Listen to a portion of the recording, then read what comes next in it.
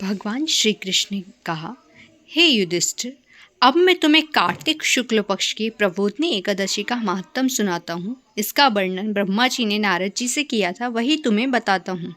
ब्रह्मा जी बोले, हे पुत्र, आप पापों का हरने वाली, पुण्य मोक्ष देने वाली प्रबोधिनी एकादशी का महात्म सुनिए।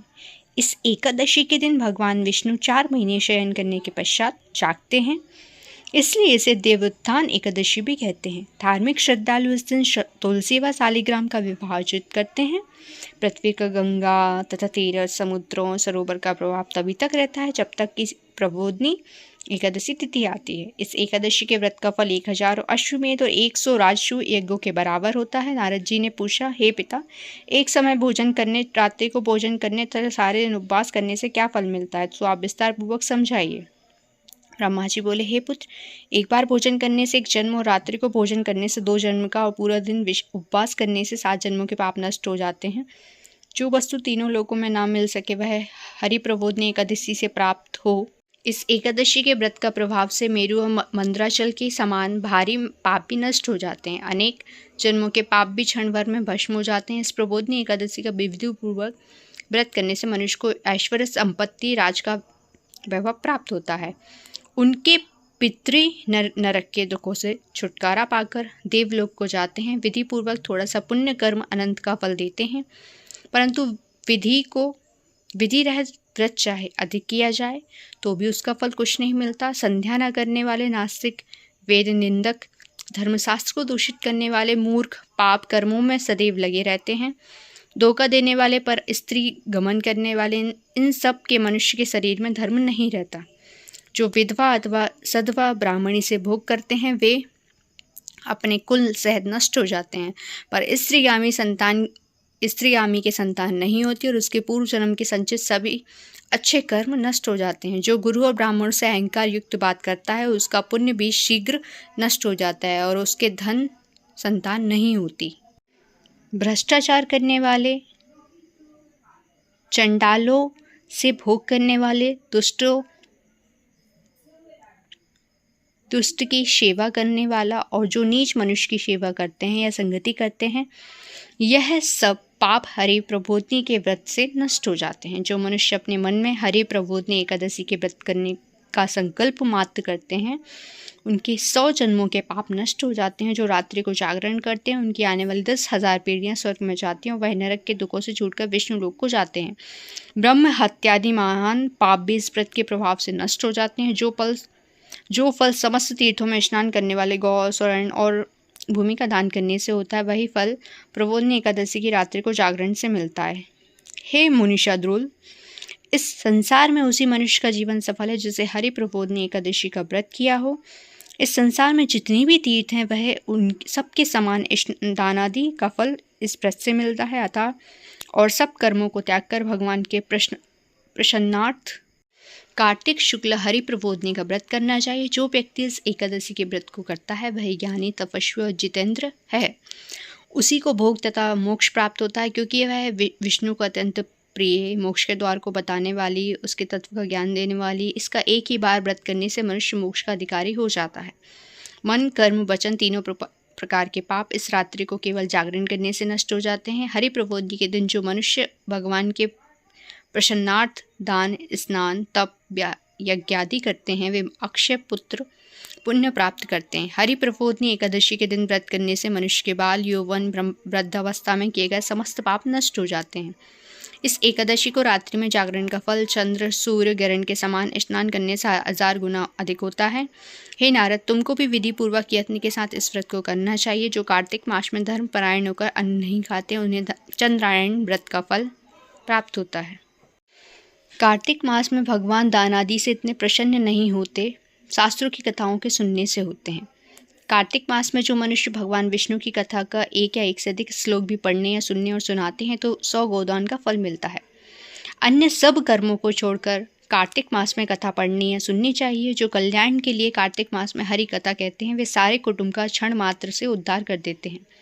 जो नियम पूर्वक हरि कथा सुनते हैं वे 1000 गोदान का फल पाते हैं। विष्णु की जागनी के दिन जो भगवान की कथा सुनते हैं वे सातों दीपों समेत पृथ्वी के दान करने का फल पाते हैं। जो मनुष्य भगवान की कथा को सुनकर कथा वाचक को अपनी सामर्थ्य के अनुसार दक्षिणा देते हैं उनको सनातन लोक मिलता है। ब्रह्मा जी की यह बात सुनकर नारद मुनि ने कहा, भगवान एकादशी के व्रत की क्या विधि है, कैसा व्रत करने से क्या मिलता है, वह भी विस्तार पूर्वक समझाकर कहिए। ब्रह्मा जी कहने लगे, हे नारद, ब्रह्म मुहूर्त में जब 2 घड़ी रात्रि रह जाए तब उठकर शौच आदि से निवृत्त होकर दंत धावन आदि करें। उसके बाद नदी, तालाब, कुआं, बावड़ी या घर में स्नान आदि करें। फिर भगवान की पूजन करके कथा सुने और व्रत का नियम ग्रहण करना चाहिए। उस समय भगवान से विनय करें कि हे भगवान, आज मैं निराहार रहकर व्रत करूंगा और दूसरी द्वादशी का भोजन करूंगा, आप मेरी रक्षा कीजिए। तत्पश्चात भक्ति भाव से व्रत करें और रात्रि में जागरण करके भगवान के आगे नित्य गीतादिक करना चाहिए। प्रबोधनी एकादशी के दिन लोभ को त्याग कर पुष्प, फल, अगरबत्ती, धूप आदि से भगवान का पूजन करना चाहिए, भगवान का पूजन करना चाहिए। शंख के जल से भगवान को अर्घ्य देना चाहिए, उसका फल समस्त तीर्थों से करोड़ गुना होता है। हे मुनि श्रेष्ठ, जो मनुष्य दिव्य अगस्त के पुष्प से भगवान का पूजन करते हैं उनके आगे इंद्र भी हाथ जोड़ता है। तपस्या करके संतुष्ट पर होने पर हरि भगवान वह फल नहीं देते जो अगस्त के पुष्पों से अलंकृत कर देते हैं। हे वस्त, कार्तिक मास में जो तुलसी और मंजरी से भगवान का पूजन करते हैं उनके पिछले अनेक जन्मों के पाप नष्ट हो जाते हैं। तुलसी दर्शन, स्पर्श करने, कथा कहने, नमस्कार कहने, स्तुति करने, तुलसी रोपण, जल से सींचने और प्रतिदिन पूजा सेवा आदि करने से युग पर्यंत विष्णु लोक मिलता है। हे मुनि, रोपी हुई तुलसी जितनी जड़ों का विस्तार करती है उतनी ही तुलसी रोपण करने वाले व्यक्ति के पुण्यों का विस्तार होता है। जो कदम के पुष्पों से हरि का पूजन करते हैं वो भी कभी यमलोक में नहीं जाते। जो गुलाब के पुष्पों से भगवान का पूजन करते हैं उन्हें अनंत पुण्य मिलता है। जो बकुल और अशोक के फूलों से भगवान का पूजन करते हैं उन्हें सूर्य चंद्रमा के रहने तथा किसी प्रकार का दुख नहीं होता। जो मनुष्य सदैव लाल कनेर के फूलों से भगवान का पूजन करते हैं उन पर भगवान अत्यंत प्रसन्न रहते हैं। जो धूप के अंकुरों से भगवान की पूजा करते हैं वो 100 गुना पुण्य पाते हैं। जो शमी के पत्र से भगवान की पूजन करते हैं उनको यमराज से छुटकारा मिल जाता है। जो वर्षा ऋतु में भगवान का चंपा के फूलों से पूजन करते हैं उनको पुनर्जन्म से मुक्ति मिल जाती है। जो मनुष्य केतकी का पुष्प भगवान पर चढ़ाते हैं उनको करोड़ों जन्मों के पाप नष्ट हो जाते हैं। जो पीले रक्त वर्ण के कमल के पुष्पों से भगवान का पूजन करते हैं उनको श्वेत दीप में स्थान मिलता है। इस प्रकार रात्रि को भगवान का पूजन कर प्रातः काल होने पर उठकर नदी पर जाएं, स्नान जब प्रातःकाल के कर्म करके घर पर आकर विधि पूर्वक भगवान के शब्द का पूजन करें। व्रत की समाप्ति पर विद्वान ब्राह्मणों को भोजन कराएं, दक्षिणा देकर क्षमा याचना करें। इसके पश्चात भोजन, गौ दक्षिणा देकर गुरु का पूजन करें। ब्राह्मणों को दक्षिणा देवें और जो चीज़ व्रत के आरंभ में छोड़ने का निश्चय किया था वह ब्राह्मणों को दें। रात्रि में भोजन करने वाले मनुष्य ब्राह्मणों को भोजन कराएं और स्वयं शहद दान करना चाहिए। जो मनुष्य फलों को त्यागे वह फलदान करें। तेल छोड़ने पर धृत छोड़ने पर दूध और अन्न छोड़ने पर चावल का दान किया जाता है। जो भूमि शयन का व्रत लेते हैं उनको सैया दान और तुलसी सब सामग्री सहित देनी चाहिए। पत्ते पर भोजन करने वाले को स्वर्ण का पत्ता, धृत सहित देना चाहिए। मौन व्रत धारण करने वाले को ब्राह्मण और ब्राह्मणी को धृत और मिठाई का भोजन करना चाहिए। बाल रखने वाले को दर्पण, जूता छोड़ने वाले को 1 जोड़ा जूता, नमक त्याग करने वाले को शक्कर दान करना चाहिए। मंदिर में दीपक जलाने वाले को, नियम लेने वाले को व्रत की समाप्ति और ताम्र और स्वर्ण के पद पर धृत और बत्ती रखकर विष्णु भक्त ब्राह्मण को दान देना चाहिए। एकांत व्रत में 8 कलश वस्त्र और स्वर्ण से अलंकृत करके दान करना चाहिए। यदि यह ना भी हो सके तो इसके अभाव ब्राह्मणों को सत्कार सब व्रतों की सिद्धि को देने वाला कहा गया है। इस प्रकार ब्राह्मण का प्रणाम करके वृदा करें। इसके पश्चात स्वयं भी भोजन करें।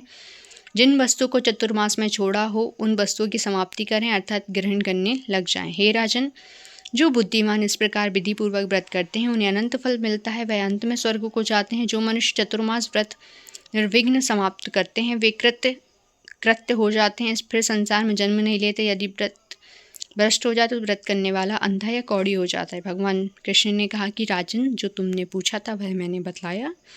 इस कथा को पढ़ने पर सुनने से गोदान का फल प्राप्त होता है। इस दिन काचड़े का सागर लिया जाता है। काचड़ा, मेवा, दूध, दही, सिंगाड़ा, आलू, फल आदि लिए जा सकते हैं।